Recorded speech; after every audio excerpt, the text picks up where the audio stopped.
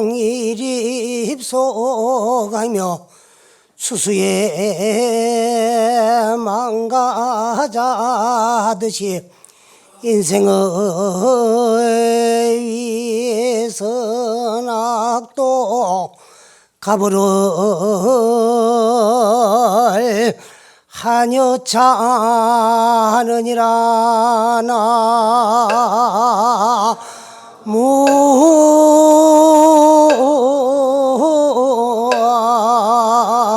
나무아이미 다볼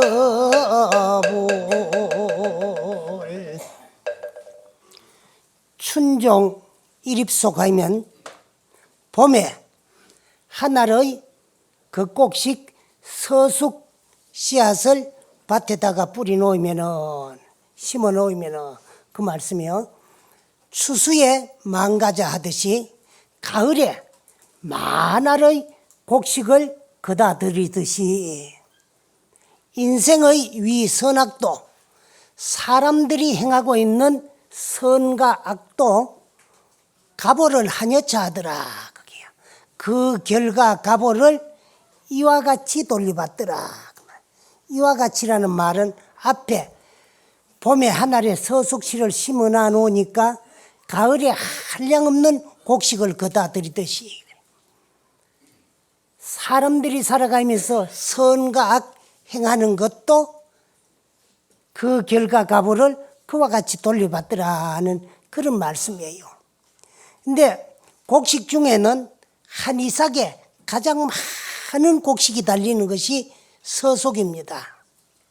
그래 우스운 이야기가 있어요. 옛날에 어떤 스님이 가을에 길을 가다가 보니까 어느 산 한모터기를 돌아오는데 서숙밭에서 서숙이 익어가지고 고개를 푹푹 누렇게 탐스럽게 익어 있어요. 근데 그 이제 서숙 이삭을 참 그 곡식 보기 좋게 탐스럽게 잘 익었다 하고 요래 만져봤는데 손바닥에 한 알이 떨어졌어요. 근데 이걸 버리자니까 농부가 피땀 흘려 지어놓는 곡식입니다. 근데 우리 불교에서는 일미칠근이라 그래요. 무엇이 일곱 근이냐 하면은 그 곡식 한 알에 농부의 피땀이 일곱 근이 담겨 있다. 근데 그래서 스님들이 또 이제 참 신도님들이 부처님에게 갖다 바친 것을 시물을 먹고 그 시은을 갚지를 못하면은 죄가 일곱 건이다 그랬어요. 그래서 그 이제 첫째 농부의 피땀이 일곱 건이고 시주의 은혜가 일곱 건이고 그걸 먹고 그 시주 은혜 갚는다는 것이 뭐 불공 오래 해주고 축원 많이 해주고 한다고 그 은혜를 갚는 것이 아니고 열심히 수행 잘하면 은혜를 갚는 거예요. 그 수행한 공덕이 그 시주자에게도 돌아가는 거예요. 그런데 시물을 먹고 시은을 갚지 못하면은 그 죄가 일곱 건이다 그래.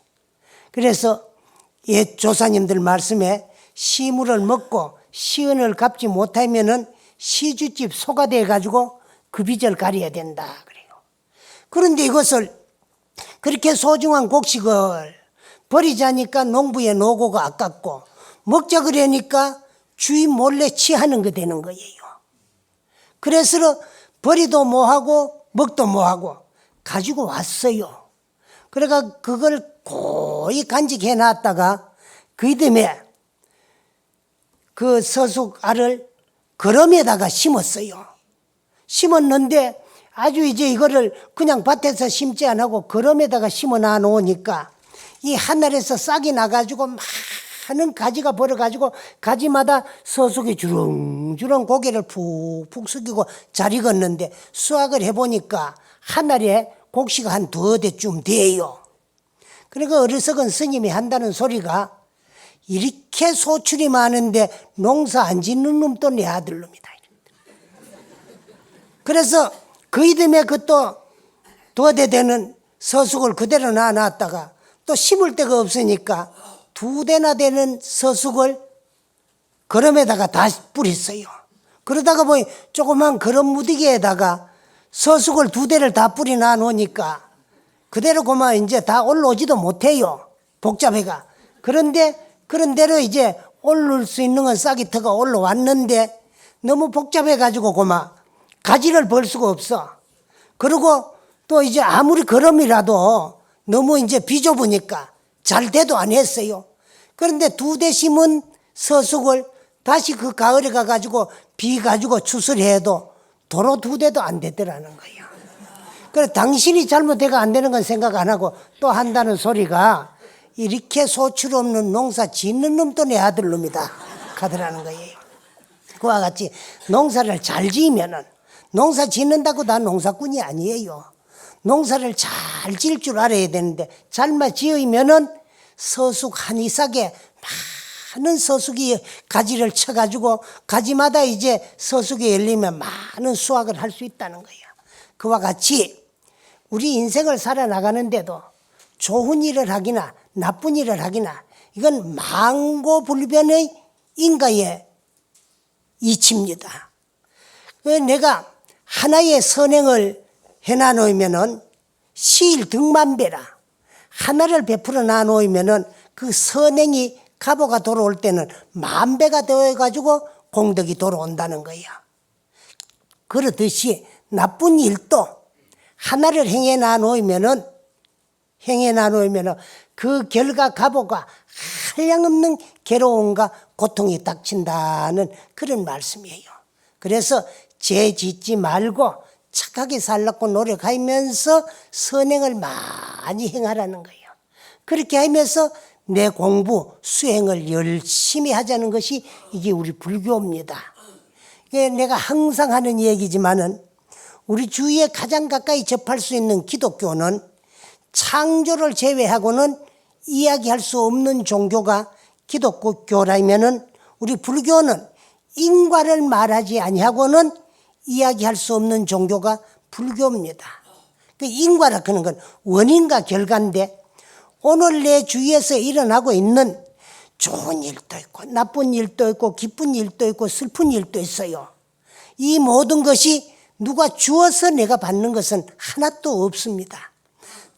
다 언젠가는 내가 지어가지고 그 결과 가보가 시절 인연이 도래되니까 오늘 나타나는 것 뿐이에요. 그와 같이 우리는 선행을 하는데도 뭐 선행을 하는 것도 좋은 일이 얼마든지 많아요. 내 주위에 가난하고 헐벗고 배고픈 사람들을 몰래라 하지 아니하고 밥 한 술 도와주는 것도 선행이고 또 길을 가다가 갑자기 뭐 이제 참 어디 뭐 칭직이나 다쳐가지고 손에서 피가 흐른다. 그럴 때 손가방 속에 있는 밴드 같은 걸 내가지고 거기 발라주는 것도 그 선행이에요. 여러분들은 선행이라 그러면 자꾸 큰 것만 생각하기 때문에 뭐 참 할 수 없지. 주위에 조그마한 거 얼마든지 할 수 있어요. 전에도 내가 말씀드린 적이 있지만 옛날에 우리들은 처음 출가를 해가지고 뭐부터 시작을 했나 그러면 그때는요. 요즘 그치 사찰 경제도 그 이제 참 넉넉한 것이 아니고 아주 어렵기 때문에 고향주를 요즘 그치 뭐 보시를 주고 데리다가 고향을 짓게 하고 그런 게 없고 처음 출가한 행자들이 고향주부터 시작을 해요.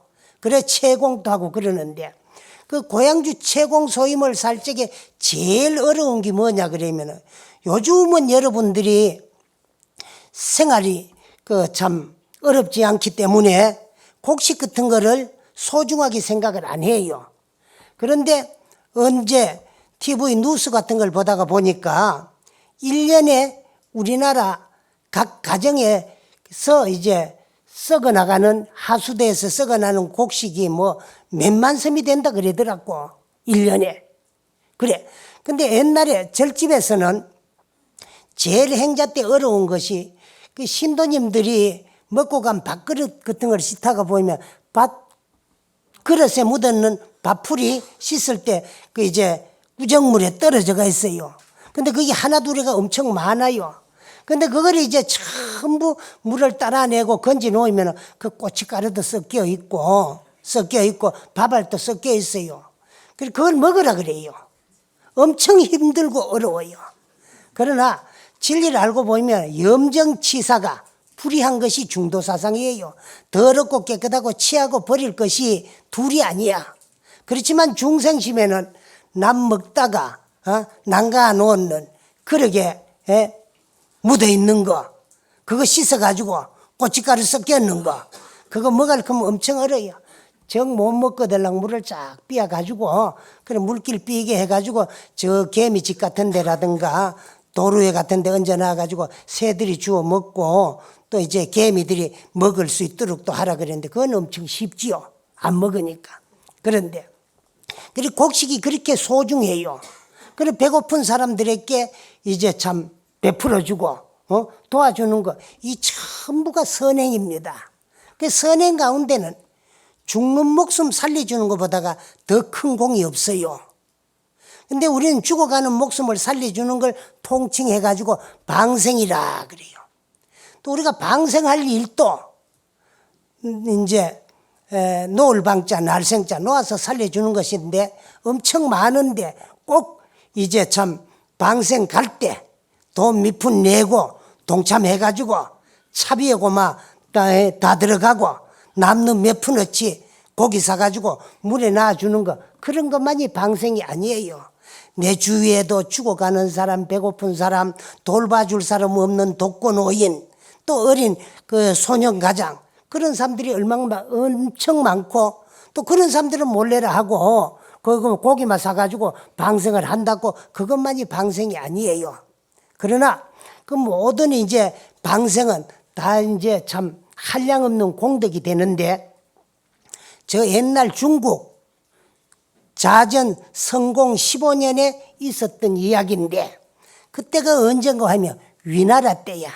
근데 위나라 무왕에게 아주 반달같이 아름답고 이쁜 후궁 애첩이 하나 있었어요. 그런데 나이가 많아가지고 드리는 후궁인데 나이 차이는 엄청 많이 나지요. 근데 그 애첩이 아직 참 젊은 시절에 무왕은 나이가 많아가지고 병석에 눕게 되었어요. 그 병석에 누워 있으니까 그 가장 아끼고 사랑하던 후궁이 와가지고 병구안하고 수발을 드는 모습을 가만히 바라보니까 너무너무 상대의 인생이 불쌍하고 아까워요. 그래서 이제 세자 과를 불렀어요. 불러놓고는 유언을 합니다. 아마도 이번에는 이 병으로 일어나지 못하고 죽을 것 같으니까 내가 죽고들랑 저 후궁을 아주 건장한 그 건실한 남정네를 구해가지고 계가를 시켜라. 일찍이 후궁으로 궁에 들어가지고 구중궁궐에서 세상 구경을 못하고 인생이 뭐인가를 모르고 임금인 나 수발마 듣다가 한청춘 나갔으니까 내가 죽고 난 다음에라도 남은 인생이라도 인생이 뭔가를 좀 알고 또 남은 여생을 행복하게 살도록 그렇게 계가를 시켜주어라고 아들 세자에게 유언을 했어요. 그럭저럭 병세는 점점 중해가지고 고막 곧 죽을 즈음에 돼가지고 또 후궁을 바라보니까 저렇게 이쁜 저거 아까워서 내가 왜 죽을꼬 싶은 생각이 들어요. 그래가지고 또 아들 가를 불러가지고 재차 유언을 합니다. 내가 아무리 죽을라고 해도 저 후궁 못 잊어 못 죽을 것 같은데 내가 못 죽을 것 같다고 해가지고 죽지 아니한 건 아니니까 내가 죽거들랑 저 후궁을 나와 같이 매장해가지고 묻어두고 하고 유언을 했어요. 그러고 얼마 안 있다가 임금님이 죽었어요. 승하를 하고 아들 세자인 과가 선왕의 뒤를 이어가지고 임금의 자리에 오르게 되었습니다. 그래서 아버님이신 선왕의 장례를 치는데 그 후궁을 함께 안 묻고 살려줬어요. 그런 다음에 이제 장례를 다 친 다음에 이제 명색이 후궁이라도 왕비인데, 그래 참 건장한 사나이를 물색해가지고, 그리고 막 계가를 재혼을 시켰어요. 그러니까 신하들이고 막 반론이 분분합니다. 우리가 봤더니 임금이 천하의 불효다. 아버님이신 선왕의 유언을 무시하고 후궁을 계가를 시키다니. 적어도 임금을 섬기던 후궁이지만 왕비인데 딴 남정이한테 시집을 보내가지고 되겠느냐? 저런 불효를 우리가 임금이라고 섬기고 받들 수 있느냐? 하고는 고마 벼슬을 사임하고 떠나는 자들도 없고, 또 있는 자들은 이론이 분분해요. 그것을 임금님이 다 알고 계십니다.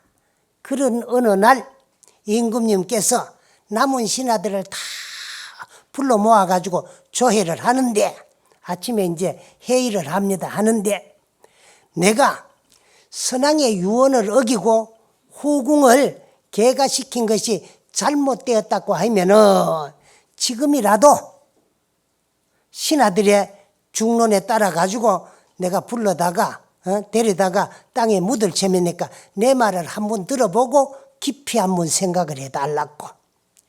우리 선왕께서 내게 남긴 유언이 두 가지가 있는데, 하나는 편찮으셔도 정신이 또렷할 적에 내게 그 후궁이 너무 불쌍하고 청춘이 아까우니까 일찍이 궁에 들어가지고 구중궁궐에서 임금만 모시느라고 인생이 뭔지도 모르고 살았으니까 남은 여생이라도 인생이 뭔가를 좀 알고 살다가 죽게끔 건장하고 훌륭한 남자를 물색해가지고 계가를 시키라는 그런 유언이 하나가 있었고, 두 번째 유언은 돌아가시기 직전에 정신이 혼미한 상태에서 바라보니까 너무 아깝고, 또 이제 참 그걸 남겨놓고 죽기가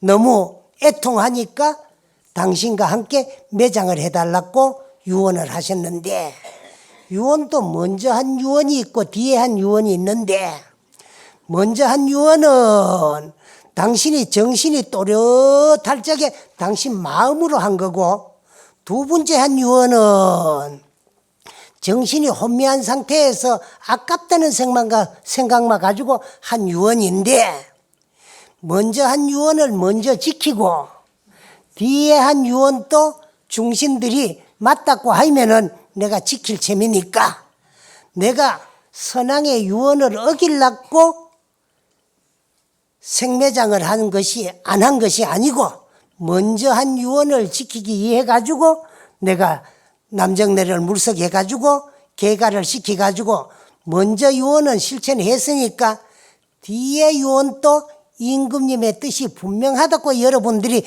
지키라 하면 내가 지킬 셈이니까 어떻게 해야 되겠습니까? 하니까 한 사람도 그 후궁을 다시 데리다가 임금님 능에다가 함께 매장하려는 사람이 없고, 참으로 우리 임금님은 현명하고 참 부모의 그 참 유언 뜻을 실천하고 지키는 천하의 효성이 지극한 임금이라고 흩어졌던 신하들이 다시 모여가지고 그 임금님을 잘 받들고 태평성대를 누렸다고 해요. 그러던 어느 해쯤 됐을 적에 이웃나라 진나라에서 두희의 군대가 갑자기 위나라로 쳐들어왔어요.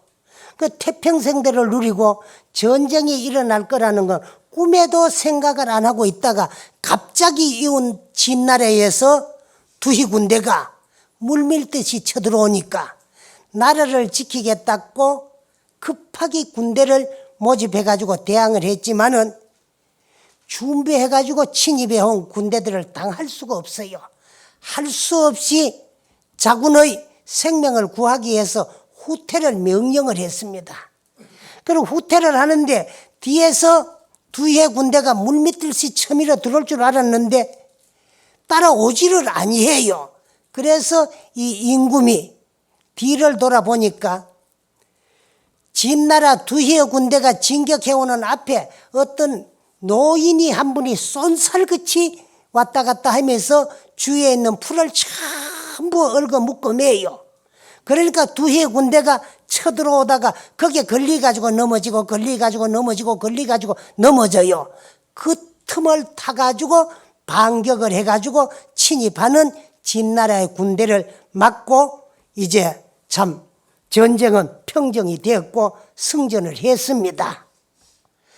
막 전쟁이 끝날 그날 밤에 잠을 자는데 그때 풀을 묶던 노인이 꿈에 나타나가지고 이제사 내 딸 목숨을 구해주고 내 딸 목숨을 살려준 은혜에 풀을 묶었으러 매스러 이제 참 은혜를 갚았으니 죽은 영혼이라도 편안히 잊어볼 수가 있으니까 임금님 내 딸 은혜를 갚을 기회를 주어서 대단히 감사하고 고맙고 내 딸을 참 신하들한테 불효한 임금이라는 소리를 들어가면서도 함께 임금님과 매장하지 아니하고 살려서 새 인생을 살도록 계가를 시켜주셔서 너무너무 고맙고 감사합니다 하고 인사를 하고 떠나갔는데 깜짝 깨니까 꿈이더라는 거예요.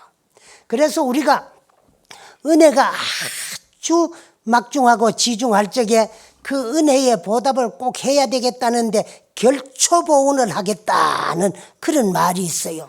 그리고 결초보온이라는 거는 매질 결자 풀초자 풀을 매 가지고라도 묶어 매 가지고라도 은혜의 보답을 하겠습니다 하는 이런 이야기가 그 위나라 무왕이 죽으면서 아들에게 그 두 가지 유언을 했는데 먼저 유언을 지키기 위해서 중신들에게 불효자라는 소리를 들어가면서도 아버지 유언을 지키기 위해 가지고 그래서 이제 참 계가를 시켜서 죽이지 않고 잘 살게 했는데 그 여인의 돌아가신 아버님의 영혼이 딸을 살려준 그 생명의 은혜에 보답하기 위해 가지고 진입해오는 군대들을 풀을 묶어가지고 장애물을 만들어서 거기에 걸리 넘어지게 해가지고 다시 반격을 해서 승전을 할 수 있도록 했다는 데서 결초보온이라는 이야기가 나오게 되었어요.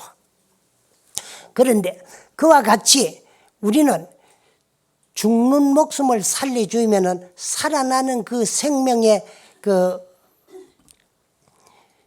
은혜를 죽은 영혼도 잊지를 못하고 보답한다는 그런 내용의 이야기예요. 그러나 또 그 반대로 살생을 하면은 언젠가 그 살생의 값을 반드시 돌려받게 되는데 내가 아는 어떤 양반이 아주 사냥을 즐겨 했어요. 지금은 사냥을 하지 아니해요. 근데 그분이 시간만 나면은 어디 가가지고 사냥을 하고 그러는데 그 집에 가보면은 사냥개들도 엄청 여러 마리를 기르고 있어요. 기르고 있는데 그 사냥은 살생이니까 살생을 하면은 단명을 하고 또 내가 나무 목숨을 빼앗으면 그 값을 언젠가 내가 둘러받으니까 그런 그 취미를 버리라 그래도 잘 안 듣더라고요. 근데 그분이 또 슬하에 딸만 여럿을 놓고 아들이 없다가 늦게사 만덕으로 아들을 하나 낳았어요. 낳았는데 그 아들이 18살쯤 됐을 적에 오토바이를 타고 가다가 큰 추락하고 박아가지고 이제 교통사고가 나가지고 죽었어요. 그 아들이 죽었는데 그 또 이제 그 누나들이 아들의 그 흉측한 모습을 보지 말았고 아버지 어머니를 그 이제 참 장례식장으로도 모게 하고 누나 매행들이 그 장례를 다 쳤어요. 근데 그 아버지 어머니가 집에 있는데 이제 참 너무 괴롭고 고통스러우니까 괴롭고 고통스러움을 잊으려고 술을 한 잔 자시고 억지로 이제 주위 사람들이 잠을 들게 하고 잠이 들었는데 꿈에 한 큰 돼지가 중돼지들을 대여섯 마리를 데리고 와가지고 이제 있는데 그 가운데서 당신이 이제 참 총을 쏘니까 그 돼지가 죽더라는 거야. 죽으니까 이제 그 어미 돼지가 남은 새끼들을 데리고 숲속으로 달아나디만해.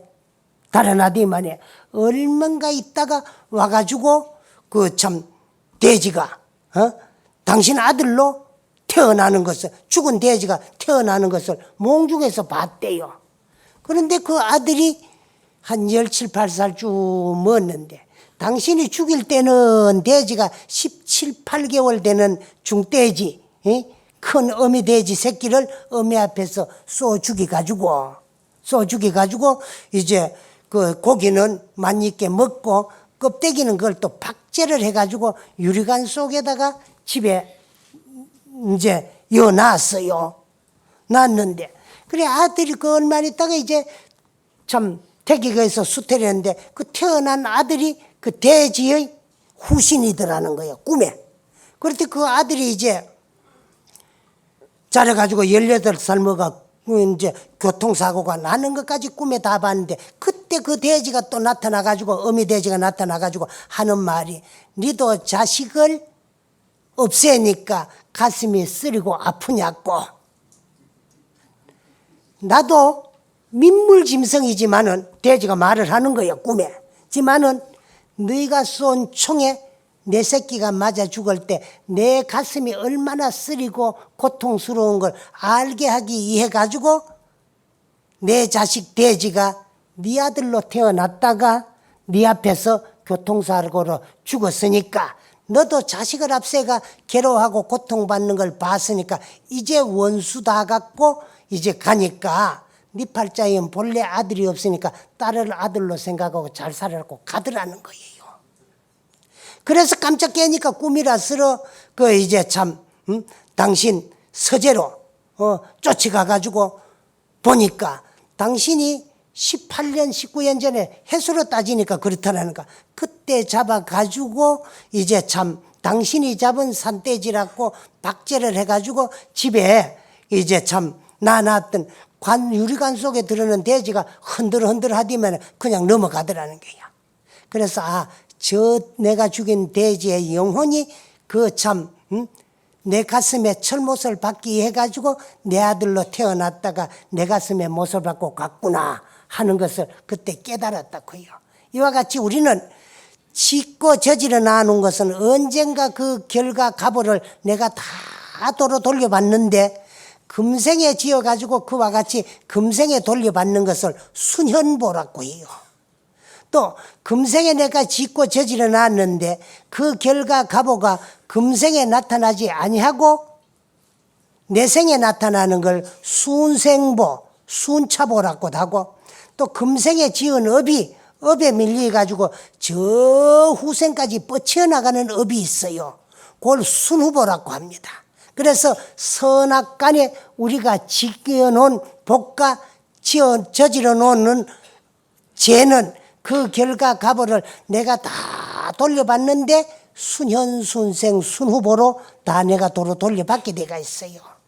그리고 또 남의 생명을 구하기 해가지고 남의 생명을 죽이도 또 죽이는 가보는 받고 생명을 구해준 공덕은 다시 받는 그런 이야기가 저 382부 항해도 장년이라는 땅에 항림사라는 절이 있는데 그 항림사 절에 가면은 그 항림사 절을 항림사라고 부르게 된 연유에 대해 가지고 기록해 놓는 사적 비가 하나 있는데 그 비에 기록이 되어 있는 내용이라요. 그래서 옛날에 그 절은 항림사가 아닌 딴 이름을 가지고 있었는데 그 절에 절 일을 도와주는 요즘은 그 절을 통칭해 가지고 처사라 그래요. 근데 옛날에는 그걸 이제 부목이다 그랬어요. 절에서 스님들을 일을 도와주고 절 일을 담당하는 그런 부목이 여름날 이제 날씨가 너무 뜨겁고 더우니까 그 절에 큰 고목나무, 느티나무가 하나 있는데 그 느티나무 그늘에 쉬고 있는데 느티나무 위에는 학이 집을 지어 가지고 거기에 이제 새끼를 이제 낳았어요. 알을 낳아 가지고 까 가지고 새끼가 이제 조금 자라고 있는데 그 밑에 있다가 보니까 어미 학들이 막 꽤가 크면서 뭐 사정없이 막 참 왔다 갔다 하는 거야. 그리고 왜 이런 소리를 짓는 거 싶어 가지고 그 학 둥지를 치어다 보니까 큰 구렁이가 한 마리 기어 올라가 가지고 그 학 새끼들을 잡아먹고 있으니까 그 어미인 학들이 그 새끼가 뱀에게 잡아먹히는 걸 보고 안타까우니까 괌을 치고 날아다니고 왔다 갔다 하더라는 거야. 그런데 그 뱀은 먹이가 그런 이제 참 개구리라든가 뭐 이제 참 병아리라든가 새새끼 그런 게 그 구렁이의 먹이예요. 그럼 지는 지 먹이로 먹는데 또 이제 학은 새끼를 잃으니까 안타까워 가지고 몸둘 바를 모르고 뭐 날아다니면서 꾀꾀거린 거야.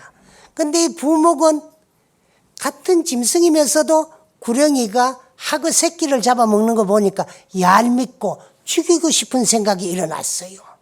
그래가지고 절로 들어가가지고 활을 하나 만들어가 와가지고 활을 가지고 이제 뱀이를 향해 쏘는데 뱀이 복통에 정통으로 맞아가지고 뱀이가 땅에 뚝 떨어져가지고 그러면 죽었어요.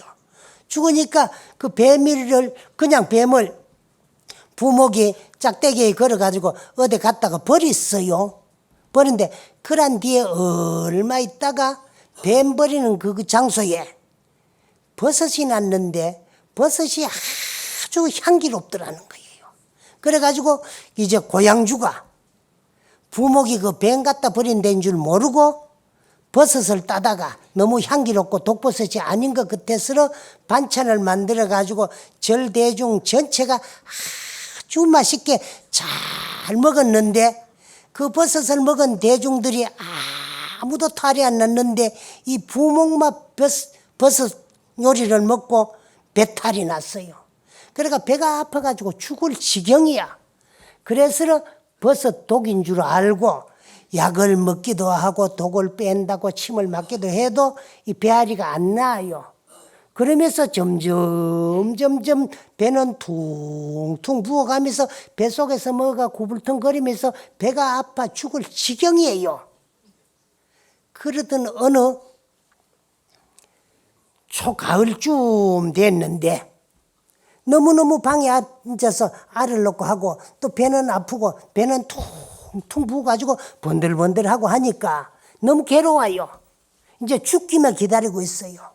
그래서 바깥 바람이나 씌워보겠다고 바깥으로 나와가지고 그 느티나무 밑에 자리 잡고 이제 잠시 누웠다가 깜빡 잠이 들었어요.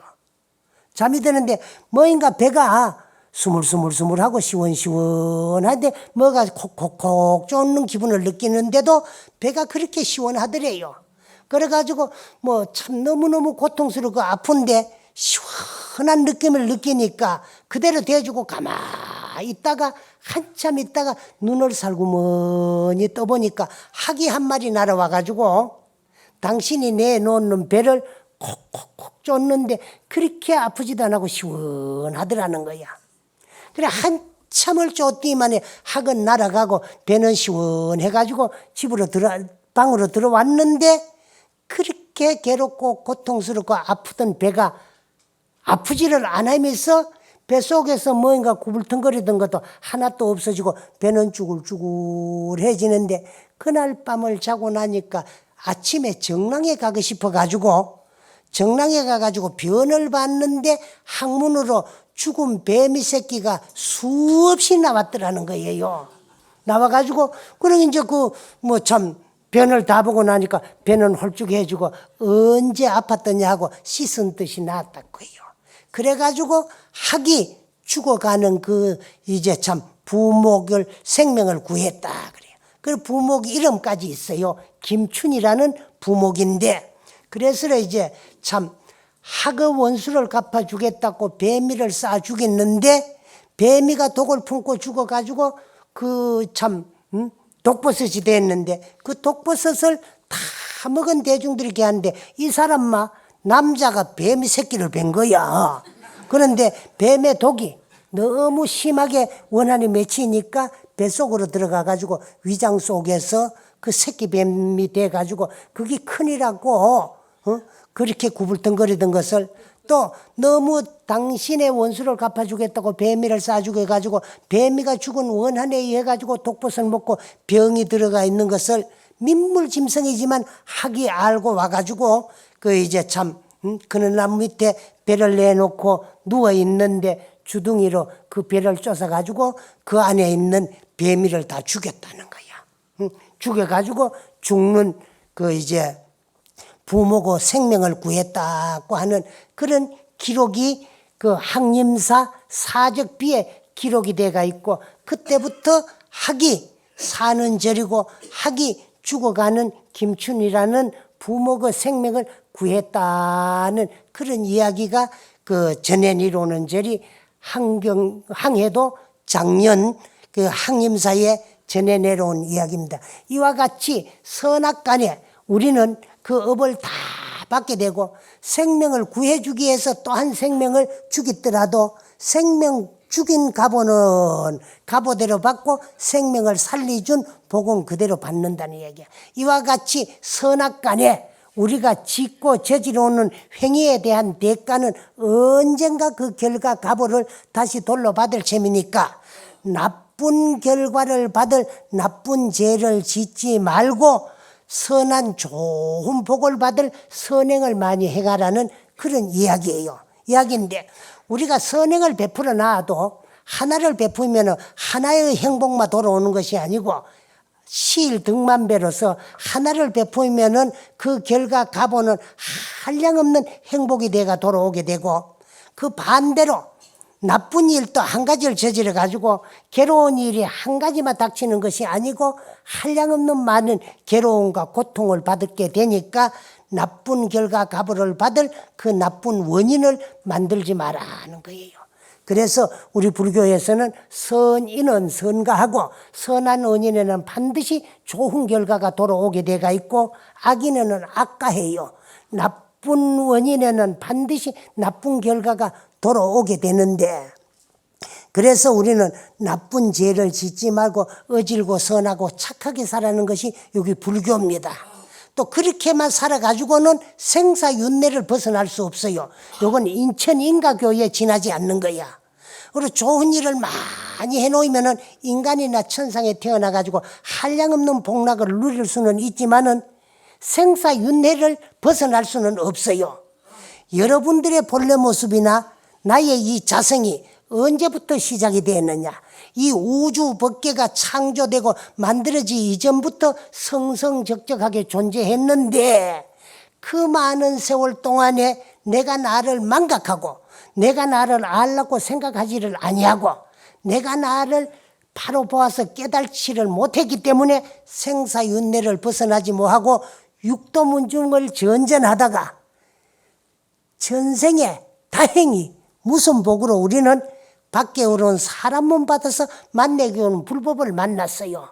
그저 사람 몸 만나서 불법 만났다고 어영버영 왔다 갔다 세월만 보내가지고는 생사윤회를 못 벗어나요.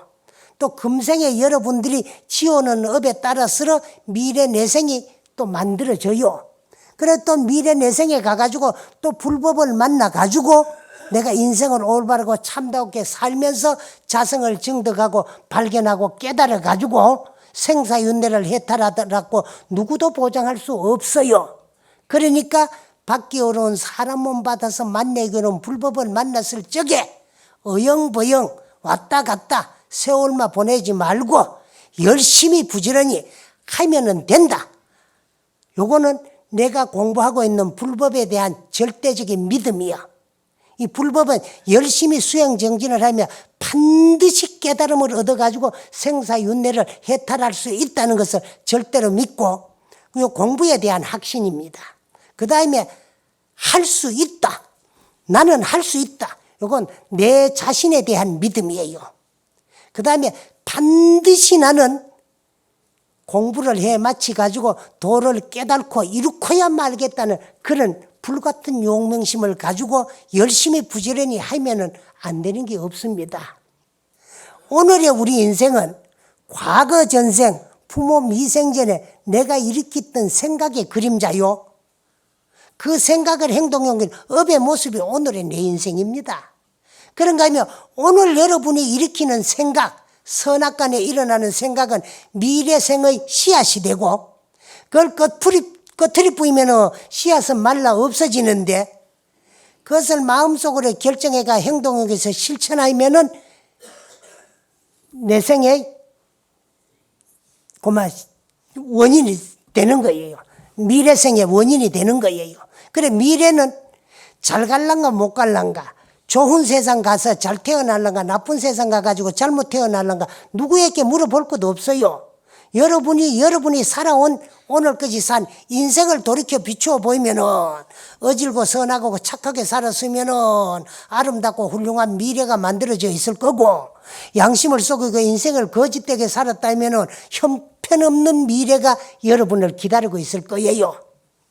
여러분의 미래에는 뱀 껍데기도 기다리고 돼지 껍데기도 기다리고 소 껍데기도 기다리고 말 껍데기도 기다리고 뭐 온갖 껍데기들이 다 기다리고 있어요. 그런가 하면은 아주 행복한 천상의 육체도 기다리고 있고 인간의 몸뚱아리도 기다리고 있어요. 두렵기만 생각하면 안 돼. 그 두렵거들랑 남은 여생이라도 지나간 잘못을 실로 뉘우치면 돼요. 뉘우치는 그 순간에 100급의 적집죄라도 일념에 동탄진한다 그랬거든. 100급, 1000급, 만급을 내려오면서 묵은 산과 같이 쌓이는 업장도 한 생각 뉘우치고 돌이키는 뜨거운 뉘우침에 일시에 녹아 없어져요. 그렇지만은 그렇지를 못하고 또 앞으로 인생을 거짓되게 살기나 잘못되게 살면은 지나간 잘못 뉘우치는 업이 다시 살아나가지고 그 한량없는 업의 모습이 내 생에 내 인생입니다. 그래서 불교는 육체적으로는 인생을 올바르고 참도 없고 살면서 정신적으로는 내가 나를 비추어 봐가지고 내가 나의 본성 참 나를 바로 보는 것이 견성이고 바로 봐서 바로 안 다음에 내 참 영혼을 구제하고 제도해가지고 생사윤회를 해탈하자는 것이 여기 불교다는 것을 말씀드리고, 우리가 짓는 것은 언젠가 그 결과 값을 내가 다 돌려받으니까 나쁜 결과를 받을 나쁜 짓 하지 말고 착하게 살면서 내 마음 닦아 성불하기를 발언하고 열심히 공부해 주시기를 부탁드리면서 이야기를 마치겠습니다. 예, 감사합니다.